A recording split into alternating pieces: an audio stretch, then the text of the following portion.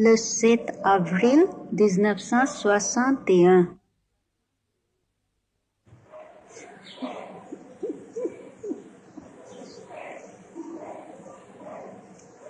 Moi, je continue le Veda. J'ai été obligée d'arrêter pendant des jours parce que j'avais attrapé un mal de gorge qui m'empêchait de lire. Mais enfin, j'ai recommencé. Et alors là, n'est-ce pas, c'est, au fond, ça a été écrit par des gens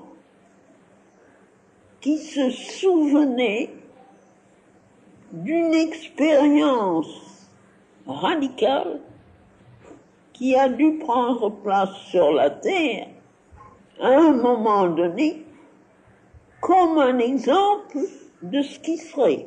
Ça arrive toujours dans le yoga.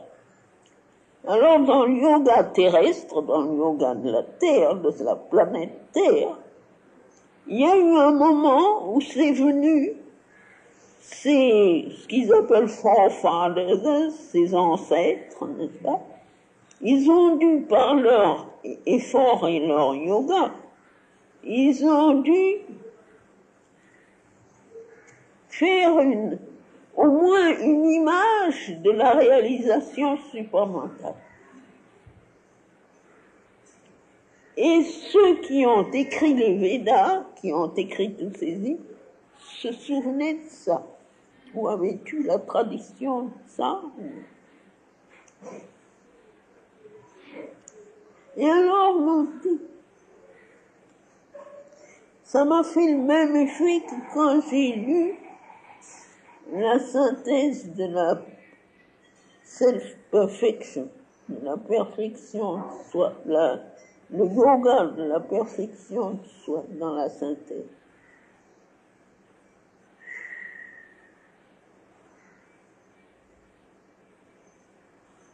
Il y a un tel abîme entre ce que nous sommes, ce qu'est la vie sur la Terre maintenant, ce qu'est la conscience humaine, même chez ceux qui sont les plus éclairés, les plus avancés. Et puis ça,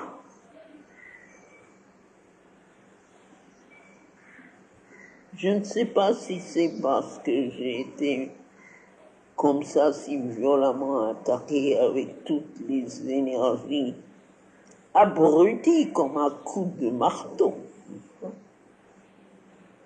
Mais en tout cas, j'ai eu un sentiment très aigu de l'immensité formidable de ce qu'il fallait faire pour que ça puisse se réaliser.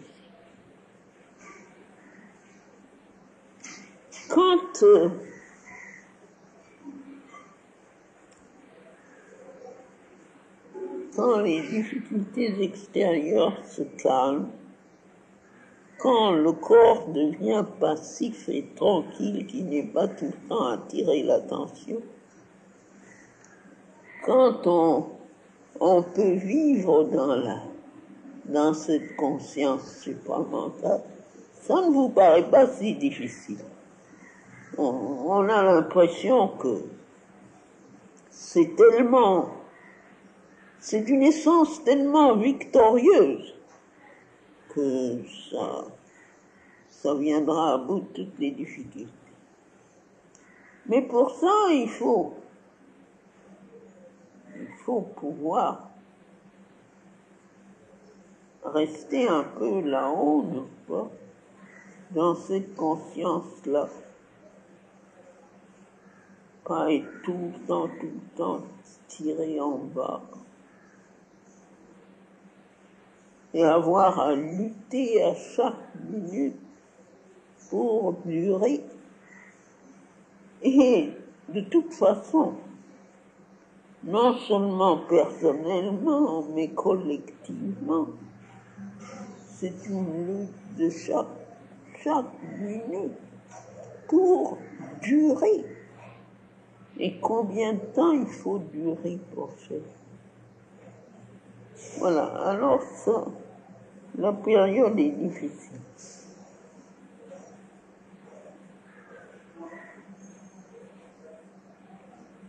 Et il y a eu un fléchissement dans la santé de tout le monde.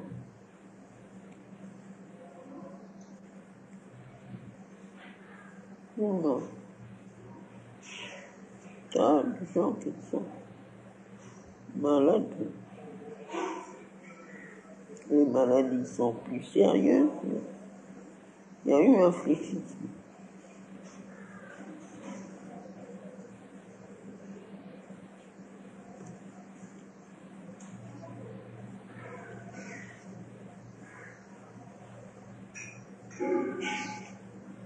Naturellement, on peut regarder ça avec le sourire, je le regarde avec le sourire aussi. Mais je dois dire que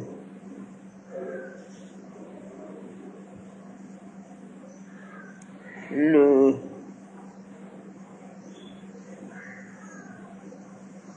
côté enthousiasme, n'est-ce pas, cette ardeur, cet enthousiasme, ça a reçu une tape.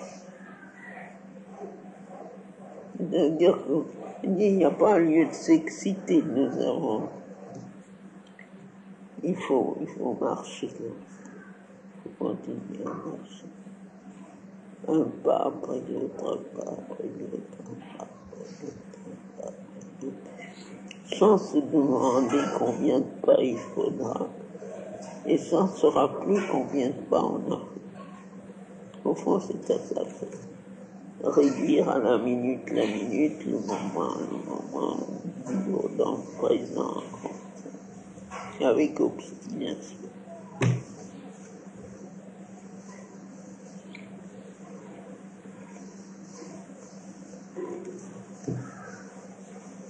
Pourtant, Sri-Aurobindo semblait dire que quand ça descendrait, quand même les choses seraient plus faciles. Oui. Oui. C'est évident. Mais plus facile, mon petit. Plus facile que quoi? Je sais pas, il avait dit. Oui.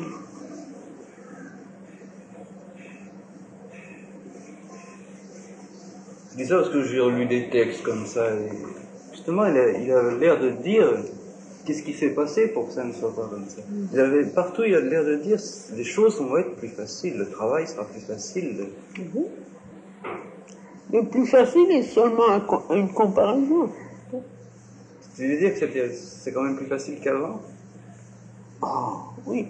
C'est-à-dire que ça se fait, tandis qu'avant, ça ne se faisait pas.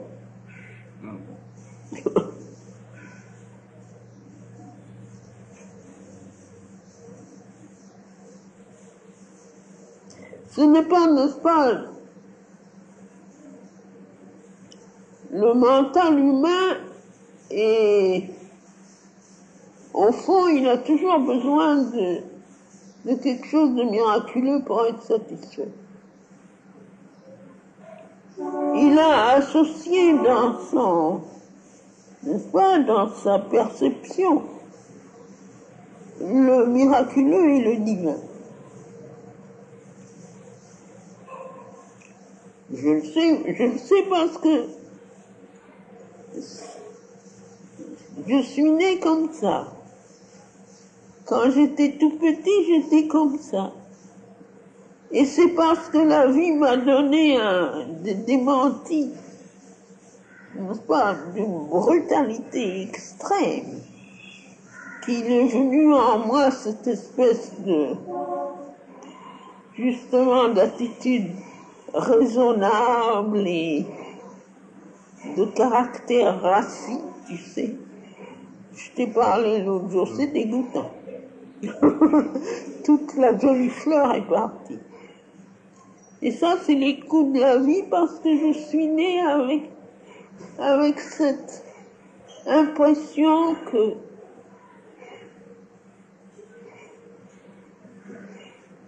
oui, que la vérité, c'est quelque chose de miraculeux, qui n'a qu'à paraître pour s'imposer.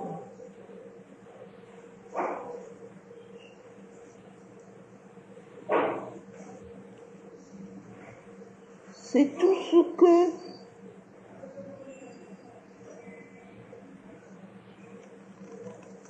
ce serait comme ça, sans forces adverses.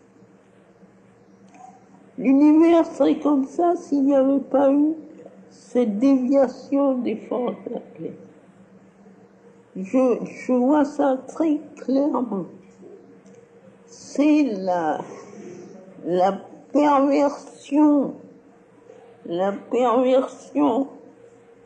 froidement cruelle de mauvaise volonté absolue qui empêche que ce soit.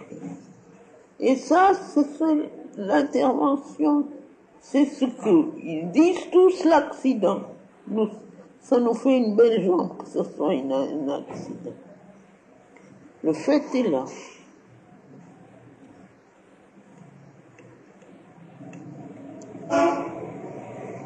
C'est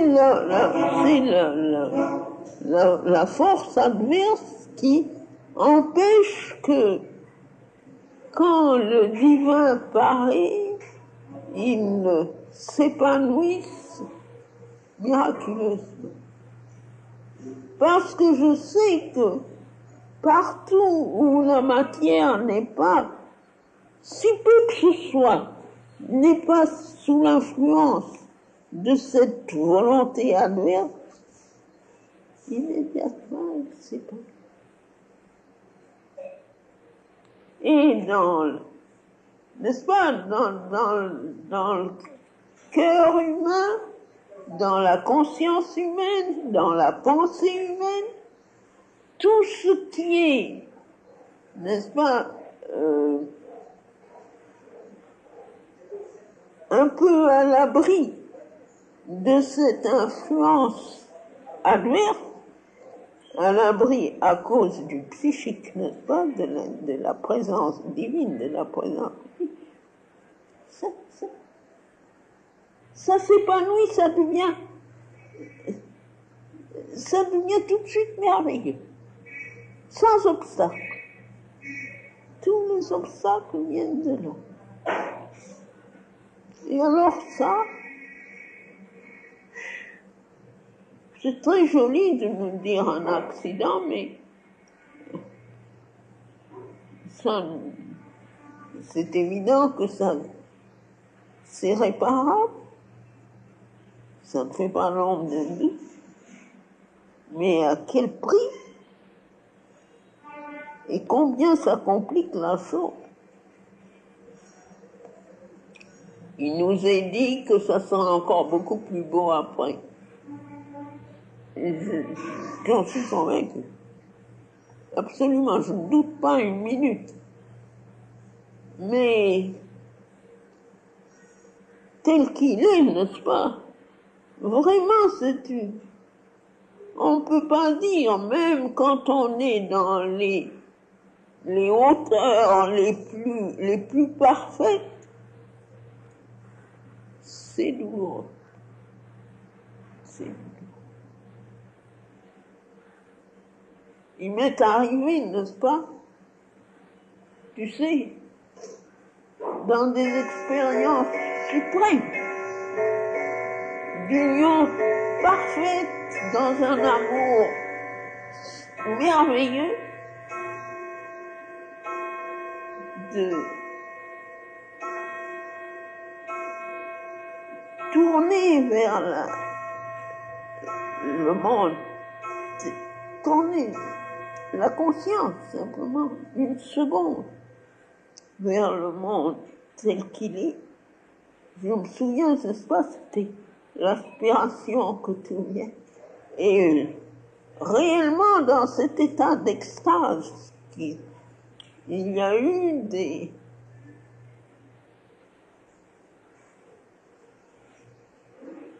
des larmes d'une douleur brûlante. Pas, c'est venu comme ça.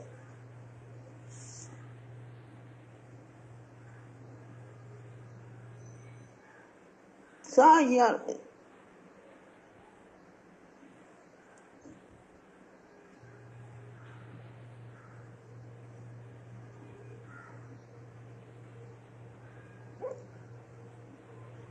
Théoriquement, ça ne devrait pas exister, mais en fait, c'est comme ça.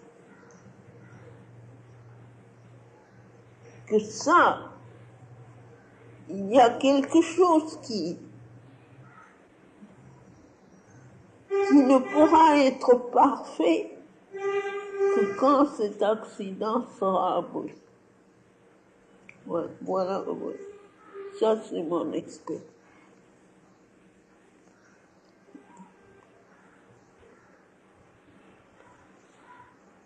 Et pour aller à cette expérience, j'avais passé par l'état de la plus suprême indifférence, où toute la manifestation est une illusion, n'est-ce pas? J'avais passé par là, c'était au-delà de ça que j'avais mon expérience. Et c'est au-delà que, au moment de la suprême extase, c'était comme des larmes de feu. Douleur.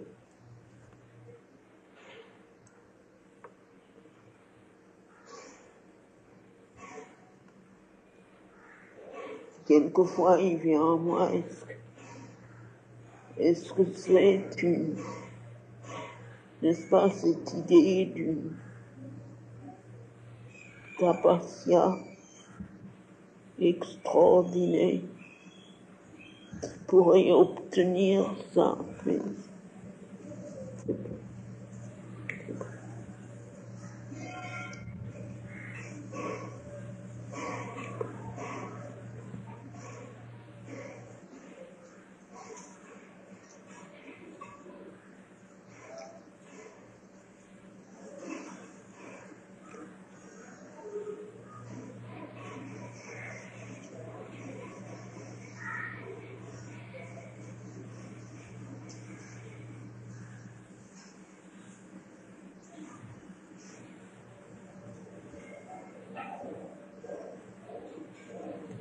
voilà mon petit.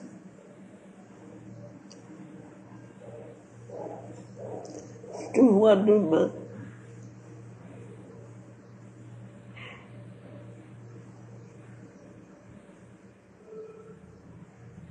Mais vraiment,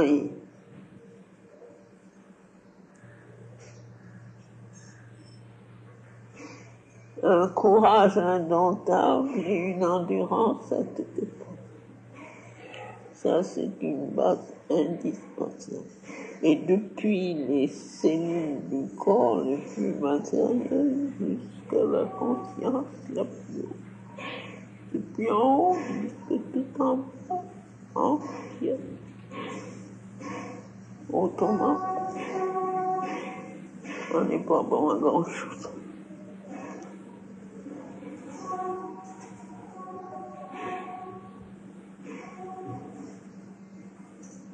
Et, n'est-ce pas, vraiment, je suis dans les conditions les plus favorables parce que mon corps dit oui. Il dit oui, il ne s'est pas plaint. Peut-être que c'était ça le sens de toute cette maladie. Il ne s'est pas plaint un seul jour. Il y a, c'est la nuit dernière, la nuit d'avant.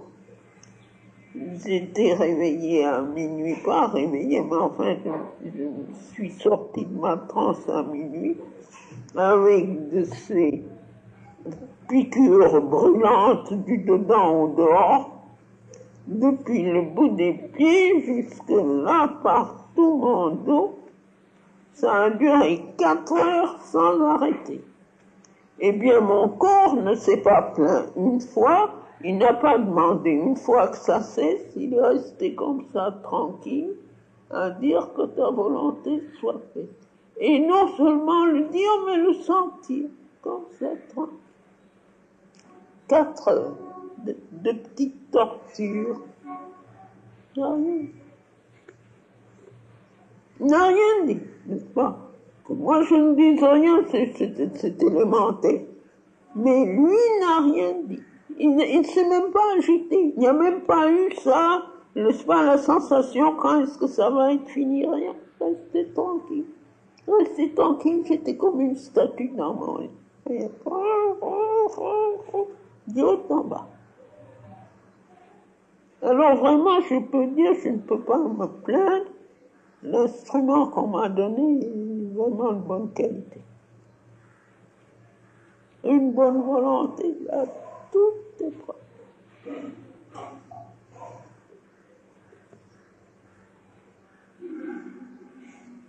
Et que c'est diabolique, ça ne fait pas l'ombre d'un doute.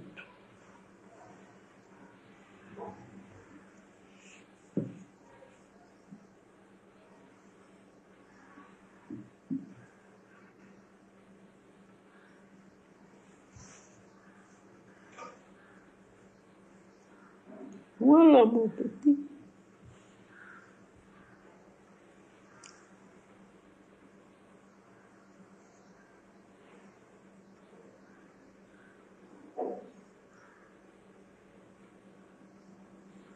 Et vraiment, ça, si tu veux me faire plaisir, je crois que tu veux me faire plaisir. Si tu veux me faire plaisir, concentre-toi sur le niveau socio-biologique. Tu n'imagines pas comme ça m'intéresse. Et comme je vois, non, je parle comme ça, avec cette petite conscience-là. Je vois comme ça, c'est une chose qui a une grande importance. Une grande importance et qui aura une grande action. Par conséquent, je vais déblayer la route comme ça pour qu'on puisse avancer. J'aurais sûrement besoin de tranquillité mentale. Hein? J'aurais sûrement besoin de tranquillité mentale. Oui. Pour préparer le travail. Oui. Mais oui. Finir cette lecture et puis rester tranquille. Hein? Finir cette lecture et puis rester tranquille. Oui, à digérer ça. Tout oui, ça. c'est ça. Oui, Parce que si je ne peux pas recevoir l'inspiration, moi je ne me sens pas capable du tout. Non. Mais tu la recevras. Oui, ça pour je moi, fais ça ne un fait fois. pas l'ordre d'un doute, tu comprends? C'est une certitude. C'est une certitude.